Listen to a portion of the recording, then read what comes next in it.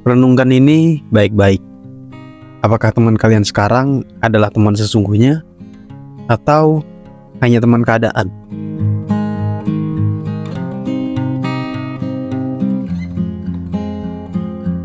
Teman keadaan adalah prinsip yang selalu saya pegang dalam hidup saya. Karena prinsip ini akan menyeleksi yang mana teman sesungguhnya dan yang mana hanya teman keadaan. Mari tonton video ini sampai selesai untuk mengetahui apa itu prinsip teman keadaan dan semoga kalian bisa menerapkan dalam hidup kalian. Bagaimana kalian mengetahui apakah teman kalian adalah teman keadaan atau teman sesungguhnya? Oke, mari kita cari tahu.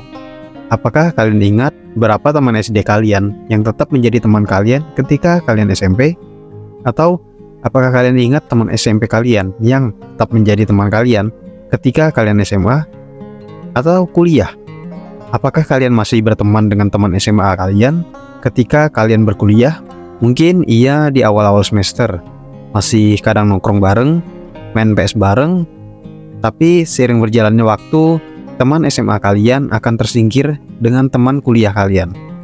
Itu fakta dan itu adalah seleksi dari prinsip teman keadaan. Jadi, teman keadaan itu adalah status pertemanan kita karena keadaan kita. Misalnya kita bersekolah, maka teman di lingkungan sekolah kita adalah teman keadaan kita.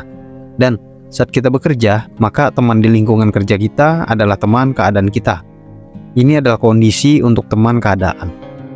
Semua orang secara tidak sadar menaruh prinsip teman keadaan dalam pertemanan mereka.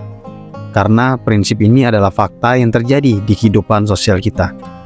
Tapi ada kalanya pertemanan tetap bertahan meskipun kita sudah tidak di keadaan yang sama atau di tempat yang sama. Misalnya sudah nggak di sekolah yang sama atau tempat kerja yang sama, atau bahkan sudah tidak di kota yang sama. Oke, saya ambil contoh dari kasus saya. Saya punya teman, awalnya teman keadaan, karena saya berteman sama dia karena kita satu tempat kerja yang sama. Tetapi setelah saya keluar dari tempat kerja itu, saya masih berteman sama dia. Kadang kita nongkrong bareng, kadang kita mancing, kadang kita ngobrolin bisnis, dan lain-lain. Teman saya ini adalah contoh kasus lolos seleksi teman keadaan, yang berarti dia adalah teman sesungguhnya. Kalian pasti sudah punya gambaran dong, siapa teman sesungguhnya kalian, dan siapa yang hanya teman keadaan kalian. Sedikit nasihat dari saya, kadang kita terlalu sakit hati, atau bahkan memiliki trauma sama teman karena kita menaruh ekspek terlalu tinggi sama teman kita. Ingatlah, dia hanyalah temanmu, bukan ayahmu, bukan ibumu, bukan juga saudaramu. Jangan terlalu bergantung, terlalu berharap, dan terlalu berkorban sama teman. Karena teman tetaplah teman. Ketika kalian menemukan seseorang yang sudah bisa kalian andalkan, tempat kalian menaruh harapan, dan semua kisah kalian, maka taruh orang itu di slot sahabat. Jangan taruh di slot teman, karena nanti kalian akan susah membedakan yang mana teman dan yang mana teman. Bingung ya? Karena kalian menaruhnya di slot yang sama, yaitu slot teman. Ingat, teman hanyalah teman, sahabat lebih dari teman.